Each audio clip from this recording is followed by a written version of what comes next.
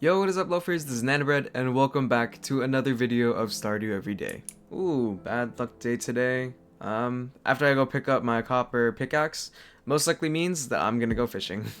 Pet the cat!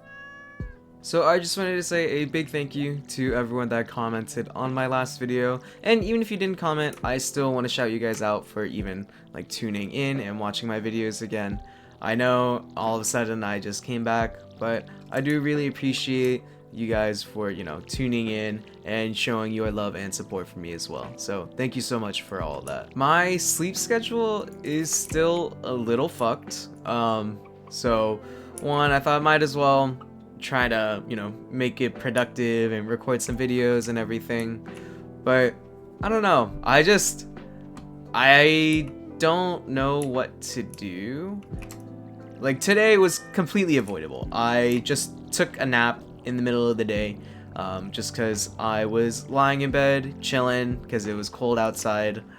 And next thing I know, it is 10 p.m. So that's not really helping me towards my goal. But again, that one was self-inflicted, like most of them. And me recording this at 1:30 a.m. probably also isn't helping with my sleep schedule. But I already thought that, today I won't be that tired anyway, so yeah, unfortunately, I know you guys last heard about my sleeping problems.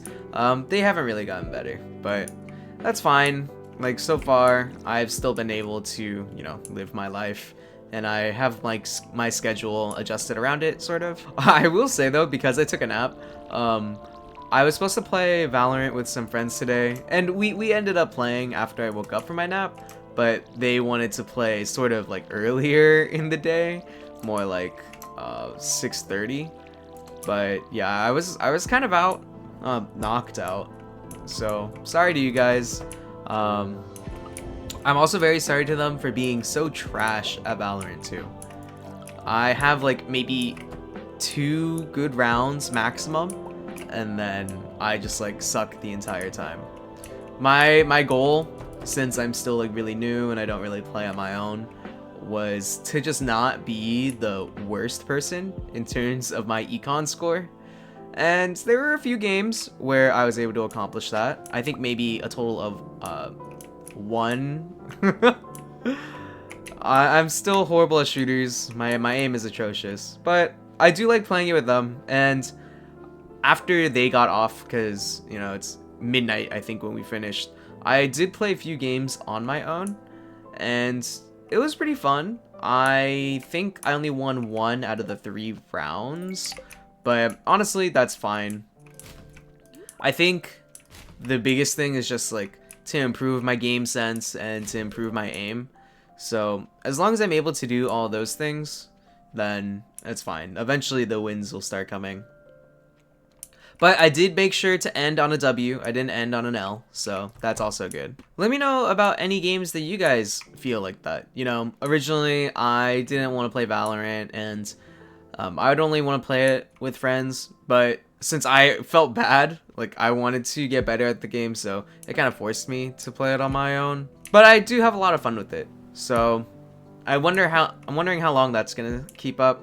But yeah, let me know if you guys have any games that are similar, like you didn't think that you would really enjoy it until you actually played it.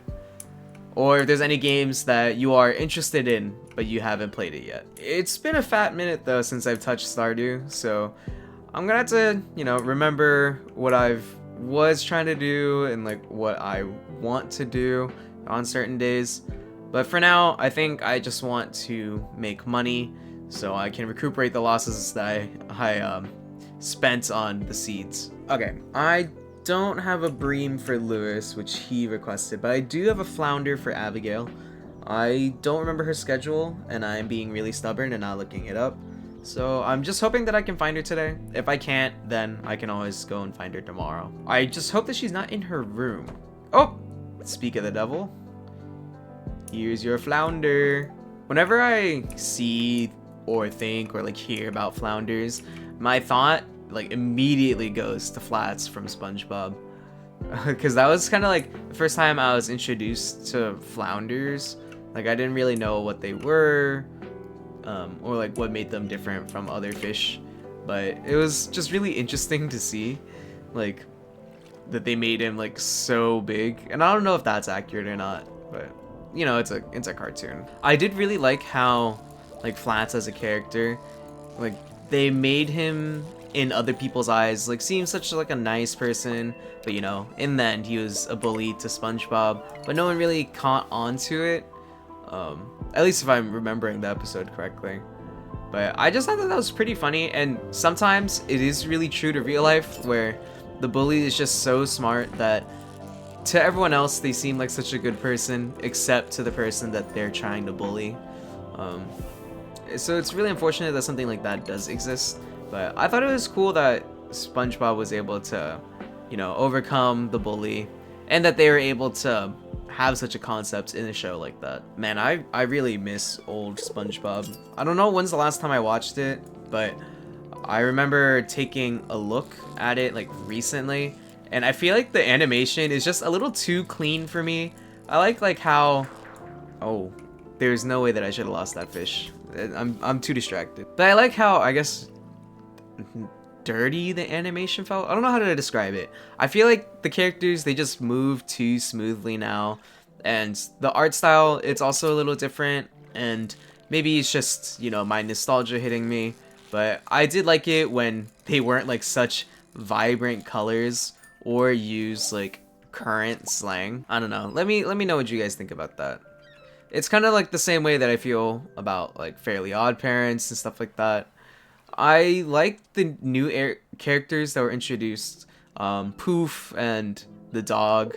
I don't remember his name. Like, they were fine, but once they introduced a new girl, I really don't remember her name.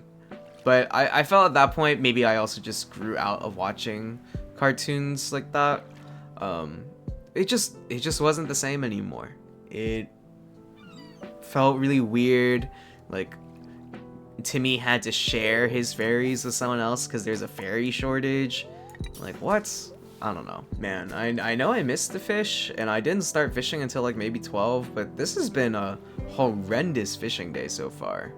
Like, I've only caught, what, 4 fish and 3 seaweed. Well, it was a bad luck day today, but I'm pretty sure bad luck doesn't affect fishing. But I'm gonna tell myself that it affects the bite rate and not the chance to catch treasures. Oh, since the last time that I recorded a video, I read a bit more of the Haikyuu manga. I'm currently in the Karasuno versus Inarizaki match, and like just the stuff that I've seen leading up to it, it's really nice, like the level of details that they put in, like how against their first matchup in the Nationals, they got videotapes of them due to a former senpai of the coach, and I thought that was really cool, and a detail that, you know, was obviously missing from the anime. Again, I know I'm probably gonna repeat the same thing again, but it does suck that they did leave so much out of the anime. But again, if they're making like a 25 episode season, each episode only being like 23-ish minutes long, like there's only so much that you can really include.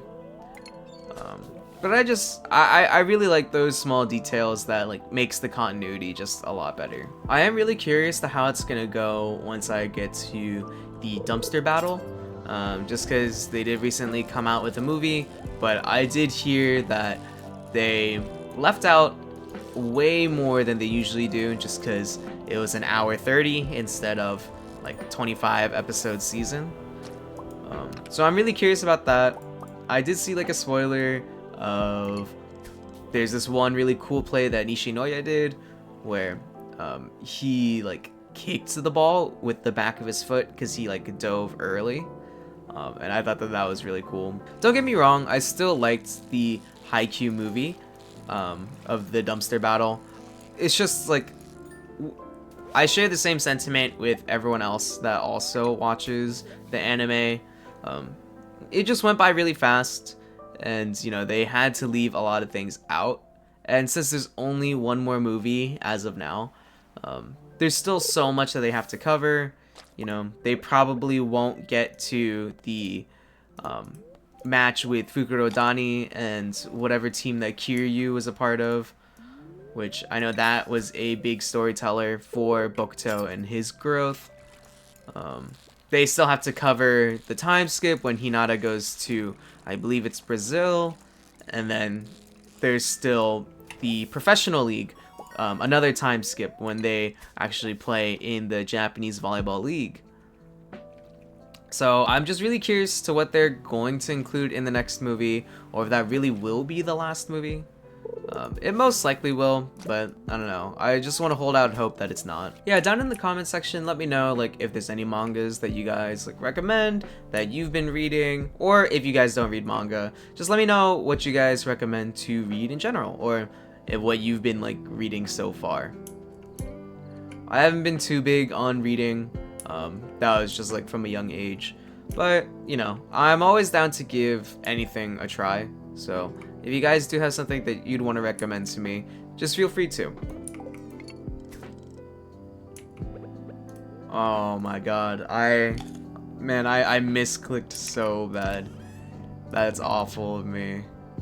Now I'm unnecessarily tired. Well, hopefully I don't regret that tomorrow when I play. Alright, with that, we've come to the end of another video of Stardew Everyday. If you guys liked it, please like, comment, and subscribe.